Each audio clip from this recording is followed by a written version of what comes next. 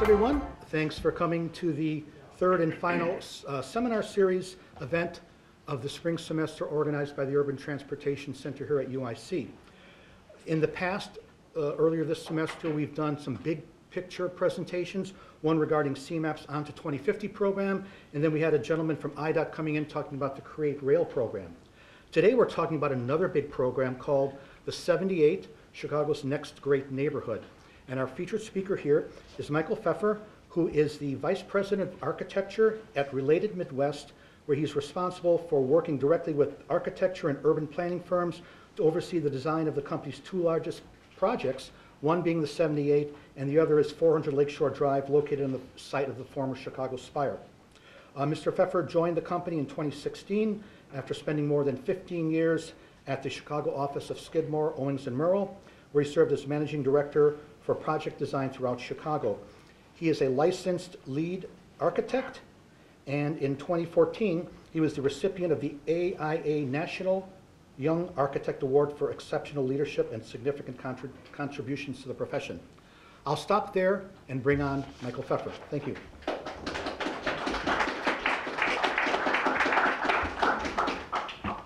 I always hate hearing things about myself. It makes me feel uncomfortable. Hello, thanks for having me here today. I have a presentation on the site, the project. It's basically an overview.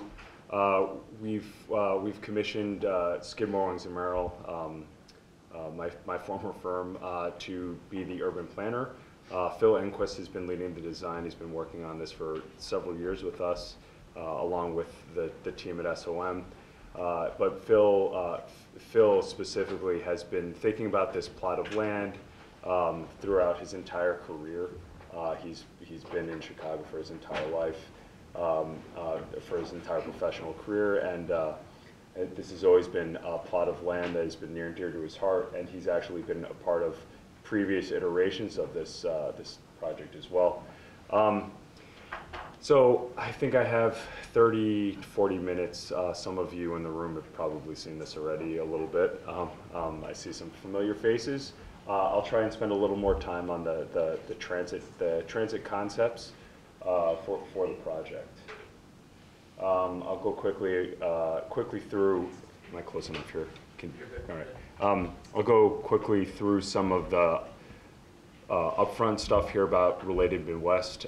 We predominantly have been known for our residential projects in the city, some which are represented here, all of which we're very, very proud of.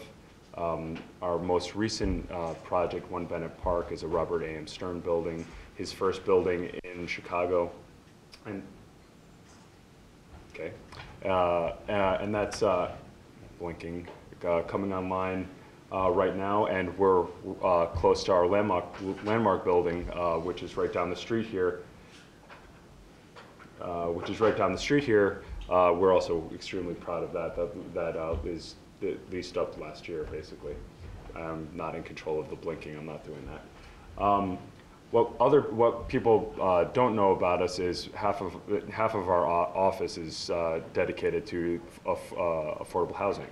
We're the developer for the Little Italy branch and Taylor Street Apartments, which just got turned over to the Chicago Public Library at the beginning of this year, and it's now, is it fully open, or yeah, it's fully open, but it's also, there's also an affordable component on top of it. It's kind of a collaborative mixed-use way of bringing more affordable to the forefront. We've been very excited to be a part of it. These aren't renderings. This is some of the building's units, and all of the units have the same materials depending on whether they're the few market rate that are in there or they're affordable. So it's very exciting. It's a fun project. We're also associated, we're also the developer for, I don't know why it's blinking. Is it me? Maybe I won't. All right. We're also the developer for Lathrop Homes, which we've been working on for 10 years. If you live around that area, you'd see that phase one is now coming online. It's a very unique, wonderful project along the riverfront on the north side. It's 30% affordable, it's 30% CHA, and 30% market rate, all interspersed on every floor equally. All materials for all the units are all the same, and it's all equally spread out. So, and it's doing really well. We're in control of the market rate units, so the market rate units have been leasing up very fast, and the CHA and the affordable side, they're doing their best to get everybody in. There's a long wait list, but there's more about paperwork. We have Michael Van Valkenburg, which is a great landscape architect, also contributed to this project along the riverfront to work on the landscaping. Michael Van Valkenburg is also known for his other projects in the city, like Maggie Daly Park. Right? So related in the city has had a long commitment to diversity and inclusion. Over $250 million have been has gone to contracts. $250 million have gone to MBE, WBE firms in the city over the last 10 years. We're very proud of that. We have a commitment to local hiring to support the local economy, and this next one here is very important as well. We've started, we've helped develop 15 new companies out of the projects that we've done throughout the city, and what happens is when you bring people onto a singular site, there's work for a project, but then you close up and there's not more work at that specific site. So what we've done is create a program where we have people that have started businesses that are working on our projects. They come into our office once a week or bi-weekly, depending on the time of year, and we help them with payroll. We help them understand, like, do the things the things that are required to run a business, and help them with things. And so we've got 15 companies that have sprung out of opportunities that have been provided on our projects. Really excited about that. And then a bit about that. So let's start talking about the site. We call it the 78 because there's 77 recognized neighborhood communities in the city of Chicago. When we started doing this work, and most people know this, Chicago is a mixture of very diverse neighborhoods that have their own unique characters, and we're actually quite sensitive to the fact that this is a raw piece of land, and we don't have any infill to build around it in terms of just on the site itself. We don't have unique historical buildings on the site or things like that to build off of.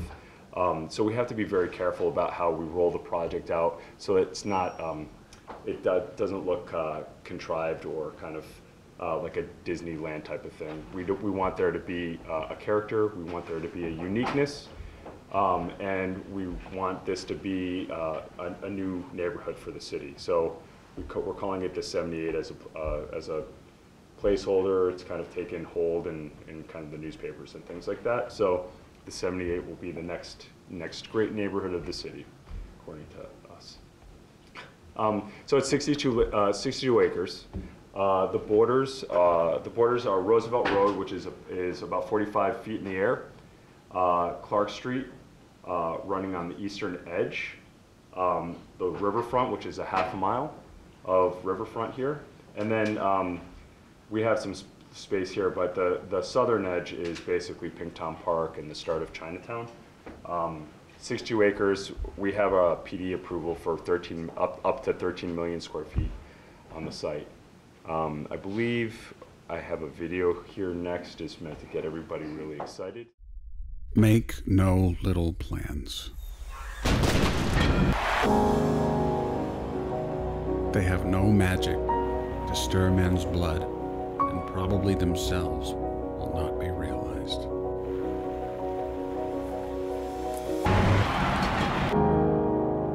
Make big plans. Remember that our sons daughters and grandchildren were going to do things that would stagger us.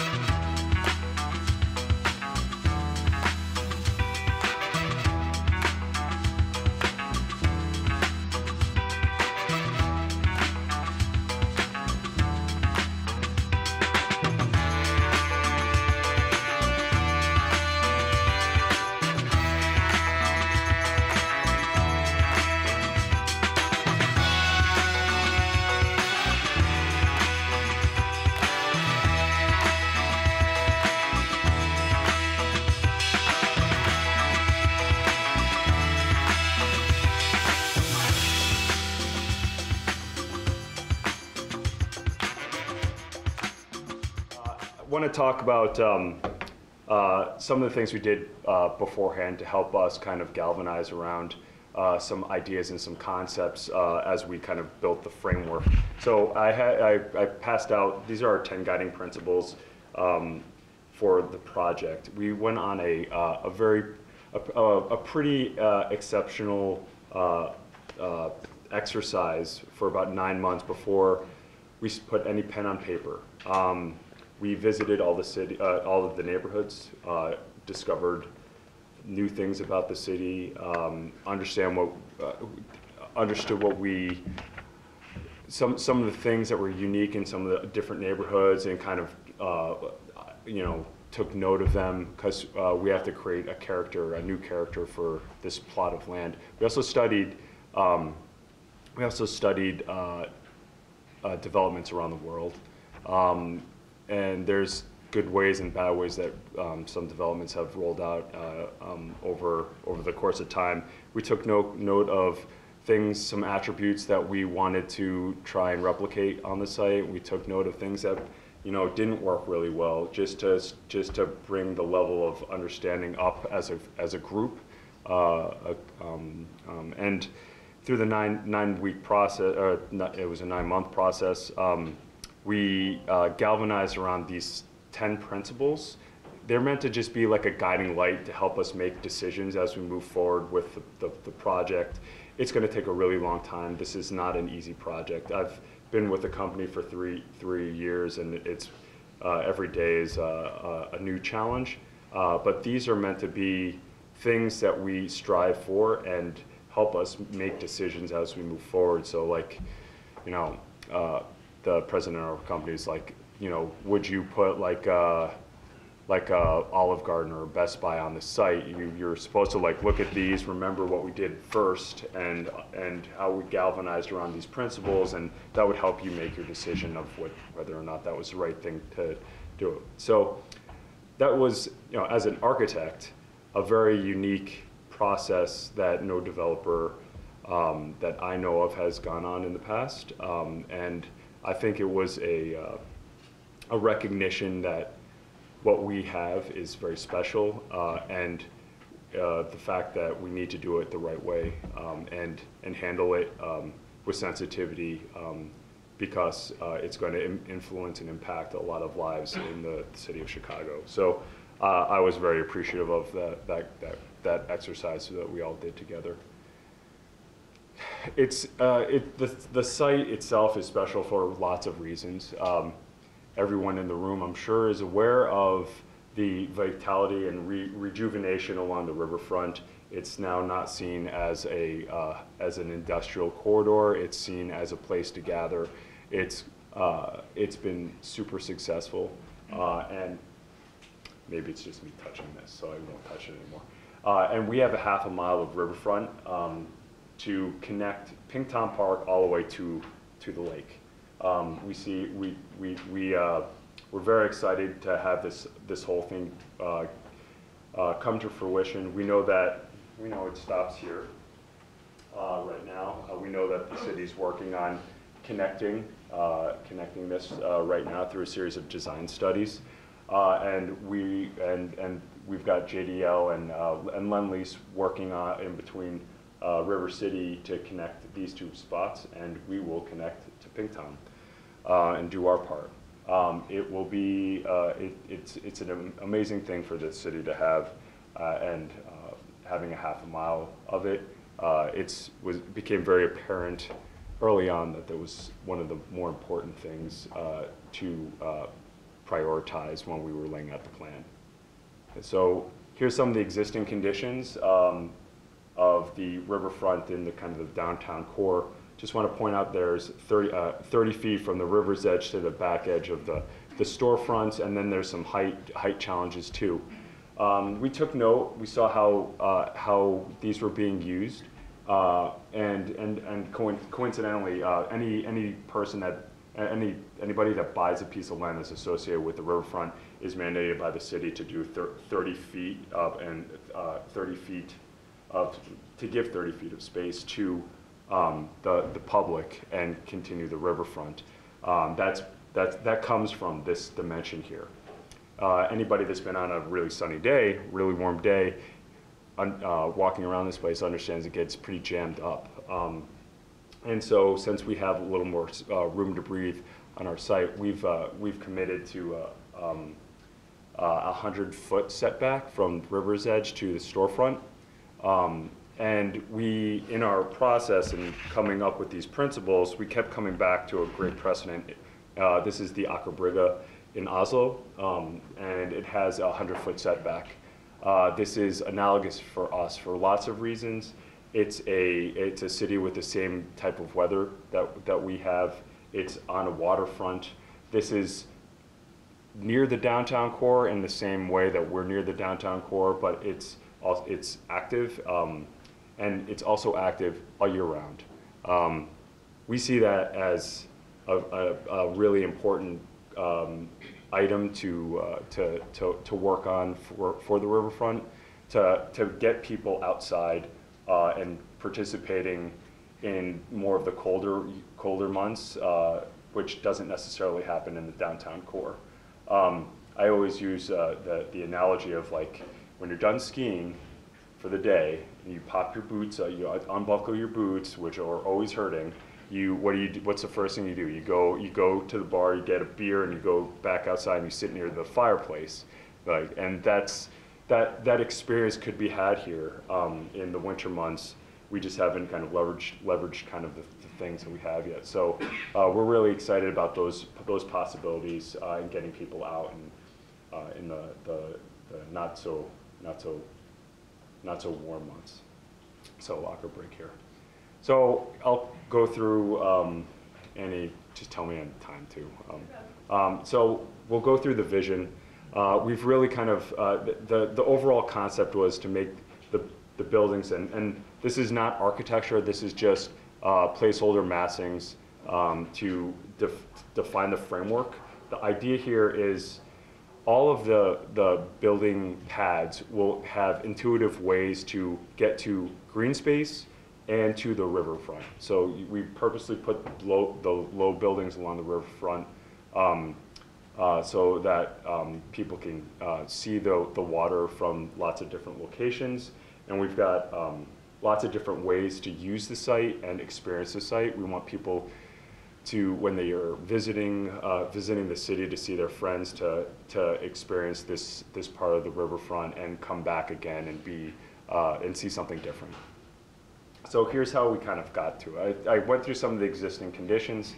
Some of the other things I do want to point out, we have a metro line that runs here and runs along the edge of the property along Clark Street. That's created a barrier to the project, and it's made it, there's an impenetrable wall along Clark Street right now, and anybody that drives on Clark Street or has to walk on Clark Street knows that there's cars going really fast. I've heard anecdotally that people kind of don't pay attention to this red light, this signal here on a semi-regular basis too. So, so we've got that. We've got the St. Charles Airline right here, and we've got the Freeport Sub. So there's a series of freight and owned pieces at the southern end of the site. And then we'll come back to the topography a little bit later in the presentation. we're trying to use this topography to our advantage. Wells Wentworth, so Wells ends, dead ends underneath Roosevelt right here. That road is basically at 12 feet above grade compared to the 45 at Roosevelt here. And then of course the half mile of riverfront. What was it before it was the vacant land? So the land has remained fallow or vacant for about 90 years now. Previously, this is the natural scroll of the river. Then the river naturally ran through the project site. And in 1929, as barge activity became more important to the city, there was a decision to straighten the river in this location. It's strangely straight here, and that's because it's man-made.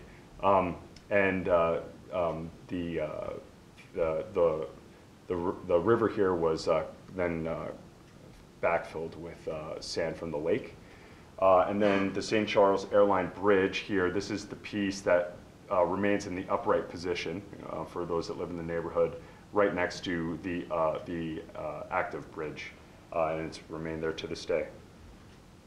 So as you'll see in the coming slides, in addition to embracing the riverfront, we thought it would be best to take the old scroll of the river and make that our green space. So it was kind of like a historical reference, an homage to the old scroll of the river. So our Crescent Park basically does this, and there's 7 acres. It's a public park and open to everybody, and kind of it abides by the same rules as the Chicago Park District. All of the Chicago Park District owned properties. We will own it, but we are mandated by the city to keep it open and abide by all the rules of the city. I get a little more detail in here because I do get questions about private ownership for public parks, but that's why I'm being very specific these days. The Crescent Park is going to be very special. It's just a defined space for things to happen right now. We have, on purpose, not moved the design process forward yet. We have some things we'd like to do with the community and hear specific requests, so that when we are designing this, we're accommodating to the community needs. But it's a very vast park. Sometimes people get tired of seeing static images, so we've created some animations to help understand how big the space is going to be. We're very excited about it too. So 7 acres of the Crescent Park, and that goes along with the public space along the riverfront, the 100-foot setback for a half a mile. It's all together. It's over 11 acres of open and green space.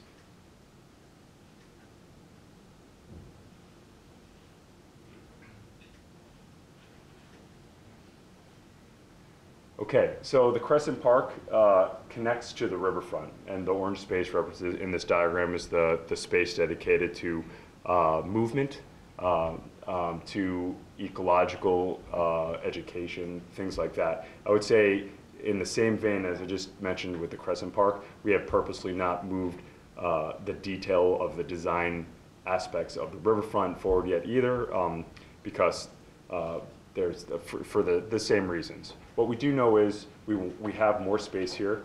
We have ways to break up transportation into different areas, and we also we have this concept of creating 2 kind of anchor elements at the northern and southern end of the riverfront, to create kind of some buzz that could be in the form of artwork or something engaging with the river. At the north end of the park, in some of our renderings, you'll see we kind of cut in the river and made kind of a cube that could be for performances or movies with amphitheater. That's just a placeholder idea, but it's kind of a cool idea, so we can't just keep it in. Here's another view of the Aker Brygge. There's places for people to relax and enjoy the riverfront. There's places for people to stroll. They're kind of all out of each other's way. There's something special about this that we want to try and embrace on the project site as well. Is that a picture from somewhere else? This is a picture from Aker Brygge in Oslo. It's also referenced earlier in the presentation. It's one of our precedent projects that we're referencing. It helped us understand why 100 feet from the riverfront would be better than just committing to 30 feet, which is mandated by the city. This is a picture of that this is in Oslo. Okay. This is in Australia, though. We don't have the same weather, but the concept would be that any buildings that we put on the riverfront could potentially help us support the Four Seasons concept by creating some cover and some heating elements and things like that to embrace the riverfront. We have sunsets right there too, sunsets to the west, so we'll have the ability to sit and enjoy the sunsets along the riverfront here for time to come.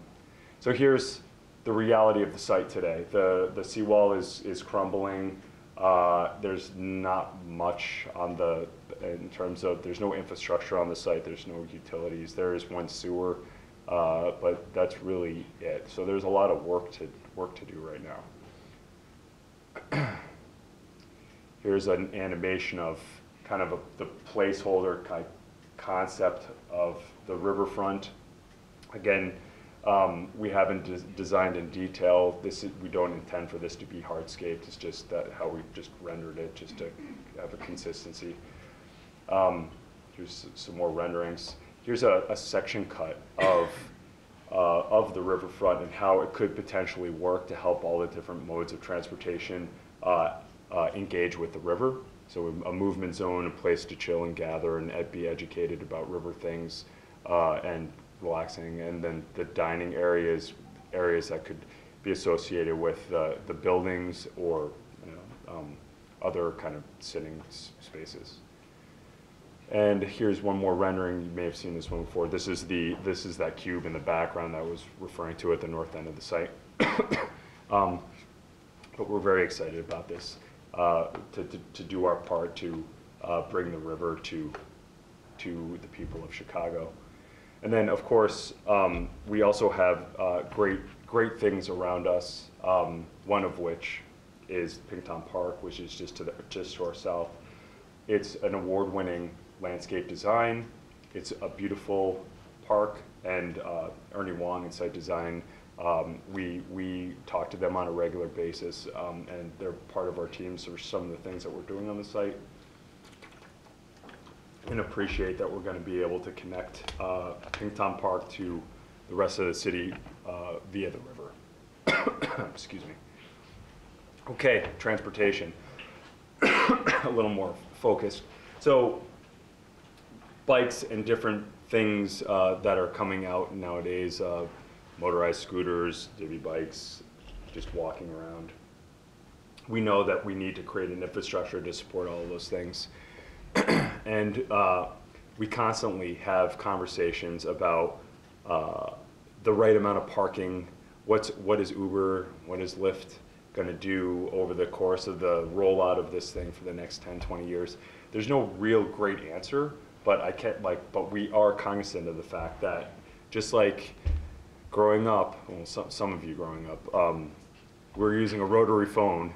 At the technological jump that's been made on your phone now, which is now your life, your lifeline here. We know that that's happening in the automotive industry now. We know that things are changing, and frankly, in our other developments throughout the city that have parking decks and residential on top, when there's a formula associated with that, we're seeing a lot of our garages remain 50% empty. People aren't owning cars as much as they once did, and we see things changing a lot. So we have a set amount of parking associated with the underneath space of the Crescent Park, similar to like Grant Park, but we are way under way undernumbered. I think we have around 4,000 parking spots estimated without, you know, for the entire site. So we're anticipating that the need for a car would be less in the future. So bikeways, let's talk about bikeways. We've worked with the city to rethink what the Wells Wentworth Connector is. The Wells Wentworth Connector is the first project. It's actually a CDOT project you're going to see actually equipment out on the site next Monday to start. But there have been ComEd people out there staking out the ground. So this property, this street right here is the CDOT project that's going to connect Wells to Wentworth pass through Chinatown. It's very exciting. It's going to be the first time that people can actually utilize the site or see the site, because you don't really see it from Clark as you're driving by. You just see the wall and the Metro train, and you don't really see it from Roosevelt because traffic's kind of moving a little too fast. It's our first move. This is how it's going to be. It's going to actually dip underneath the St. Charles Airline and the Freeport Sub and connect to the field house, right next to the Kingstown Field House, or Chinatown Field House, which is right here. We're very excited about it. But more importantly, working with the city, this was going to end up being kind of like a 4-lane kind of bypass, which wasn't consistent with how we wanted the city, or how we wanted to kind of work with the project. So the city was very open to kind of working with us directly, and they embraced the opportunity to kind of reinvent what the street could be as best as we can. So I'm proud of this because I saw how the whole process worked. But what we have here, and this is a rendering that we did to replicate what's going to happen on the site. We have double parkways with bike lanes only separated between the parkways, and trees staggered in each one of the parkways as you go along. So as you're riding a bike or using kind of an alternative mode of transportation, we have a tree-lined area where you're raised above the street level, and you're not worried about getting doored by a car. It's your own space to move, and it's not on the street. So it's kind of exciting. It's kind of a different way of prioritizing bikes on the streetscape. And then of course you have your sidewalks as well on the other side of the parkway. And we're trying to enhance the streetscape also with lighted bollards and pedestrian light poles that we're contributing to the streetscape along with the trees. So we actually purchased the trees 8 months ago from like 4 or 5 different nurseries, and are keeping them in the ground and limbing them up so that they're kind of outside of the height of a biker. But we also want, when they get installed next spring, we want them to be kind of robust, good-looking trees. We don't want like the little Q-tips that are get installed and grow over time. We want it to kind of look a little more robust from the onset. There's also great things going on the street. They're not going to install lights at the right now, but we are putting in.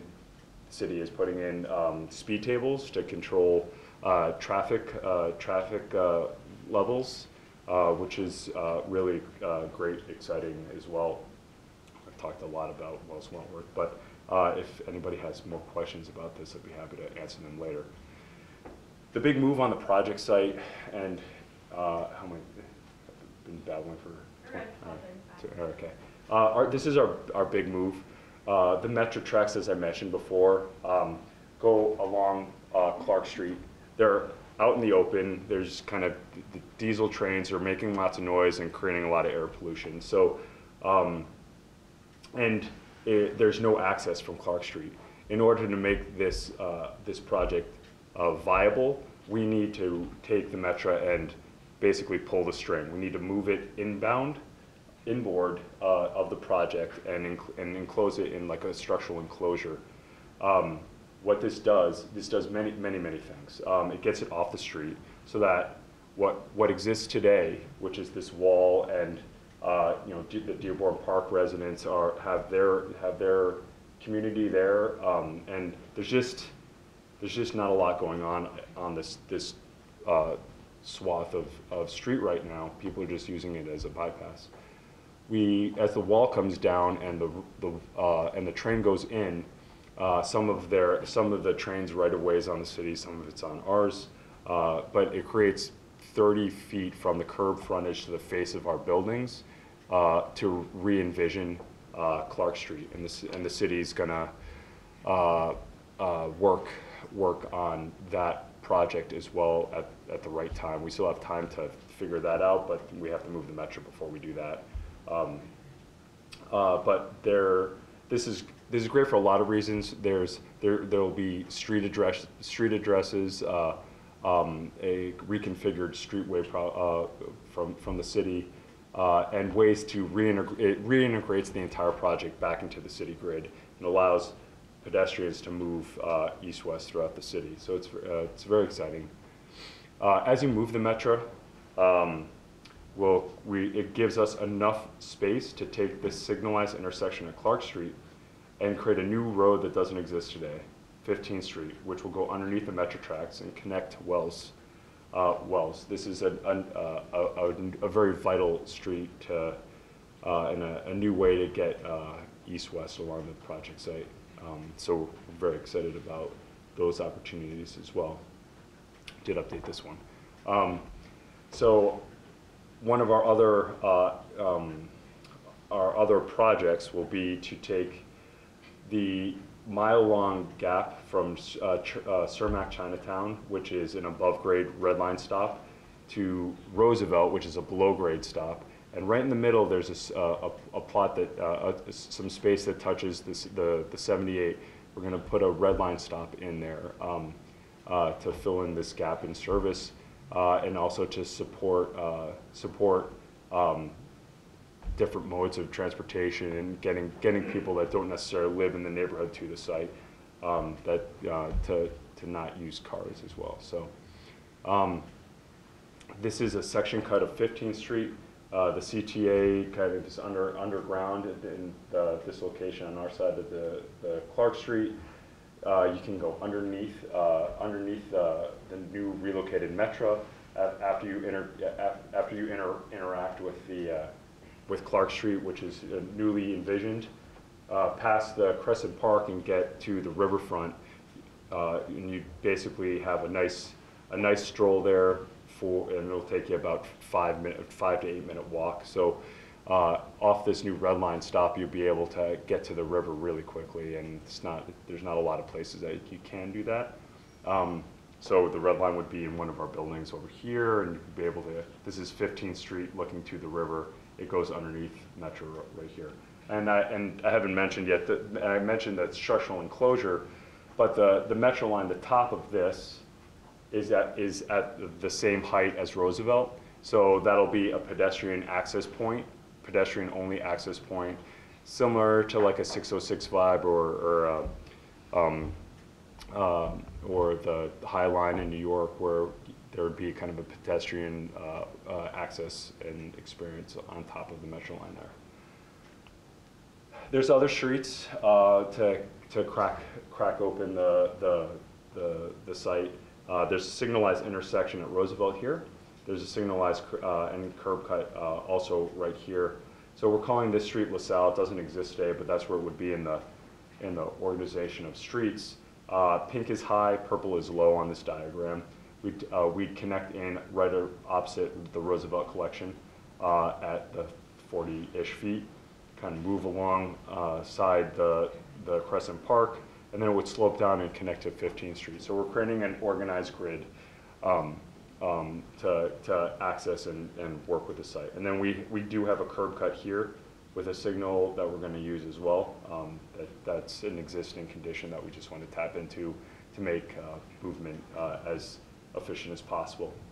Here's a view of Roosevelt Road in the current condition, and here's a possibility at the overall project moving forward. Again, these are kind of creative manifestations with urban planners. So We have to figure out what the architecture actually is. We also have to figure out there's a huge MWRD construction access hole right here, which sometimes doesn't smell so good. So we have to figure that out as well. But for now, we just covered it with just green space.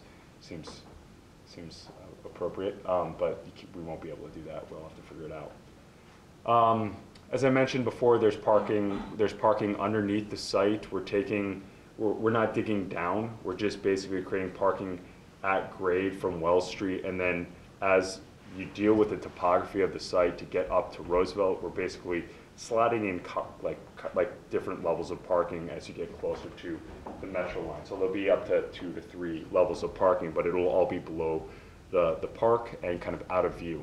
We're also prioritizing getting loading off the streets, all the loading and back of house things that and trucks and beer things will go underneath Roosevelt Road and access our infrastructure underneath and service the buildings that way. So that'll help kind of alleviate some traffic concerns as well.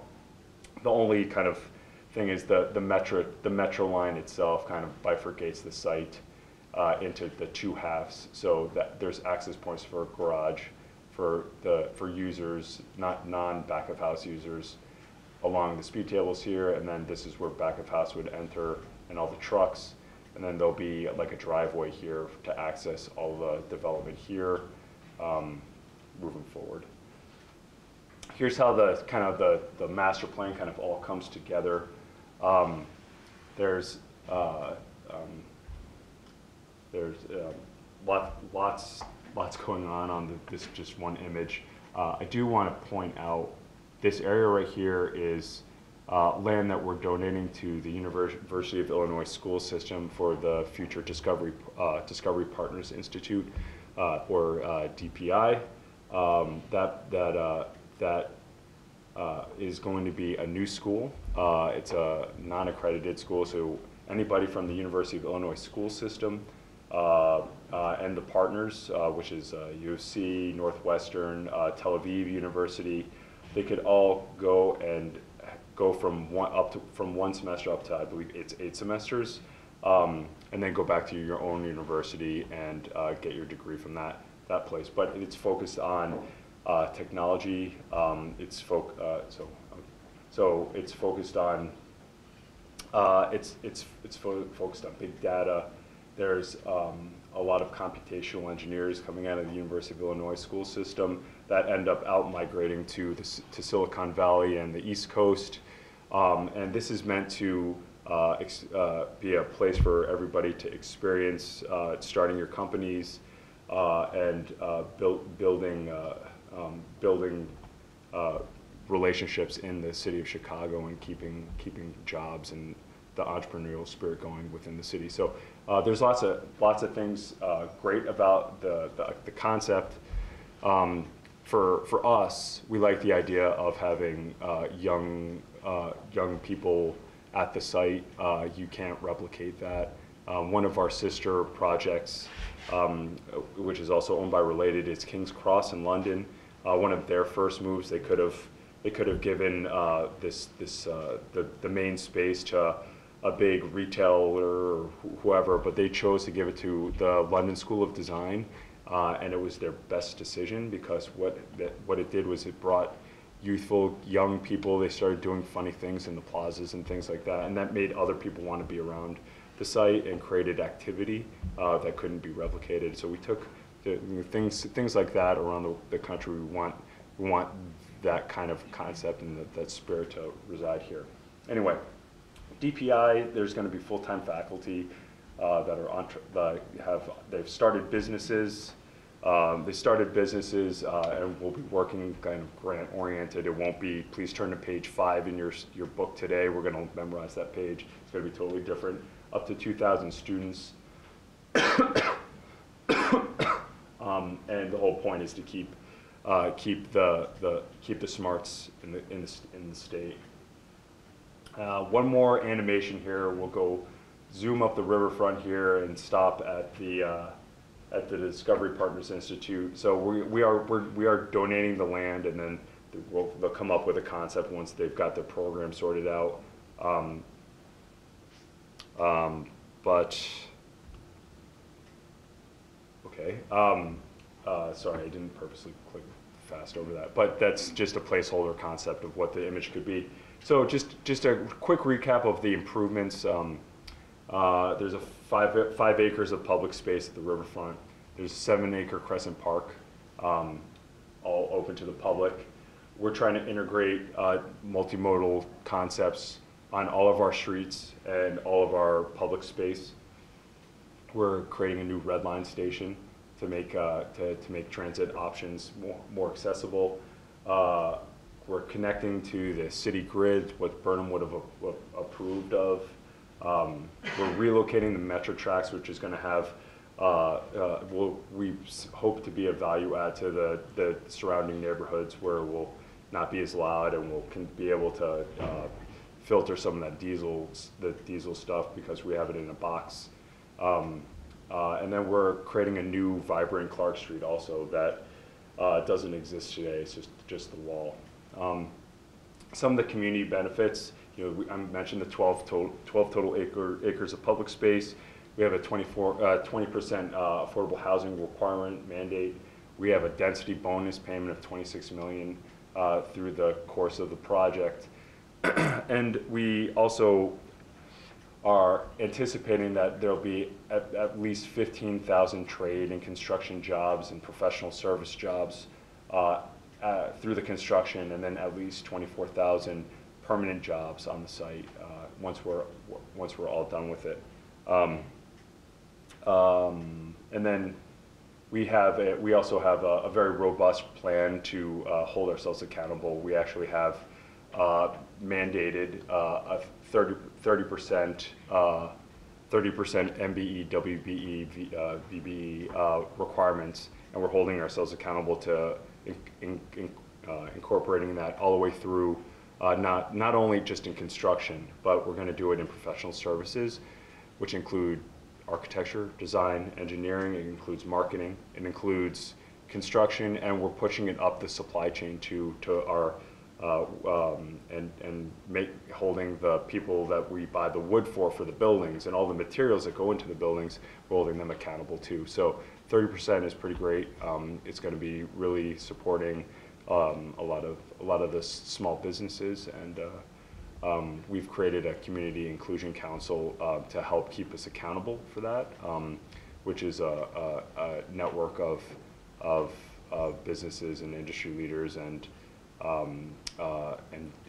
unions and trades, and all of those people are together in one room holding us accountable on a quarterly basis at minimum. So we have that program also in place. So that's it. We have 78chicago.com is an active website. If I don't answer a question today, you can also submit stuff there always. And we have people actively monitoring that. It's not like something that just goes into a bin. There's also more information on the project, and we'll be updating it regularly as things become available. And I'll certainly be running to the site on Monday to see the construction equipment on the site for the Wells Wentworth connector starting. So kind of exciting to see stuff actually moving. Okay, well, thank you everyone for coming, and appreciate my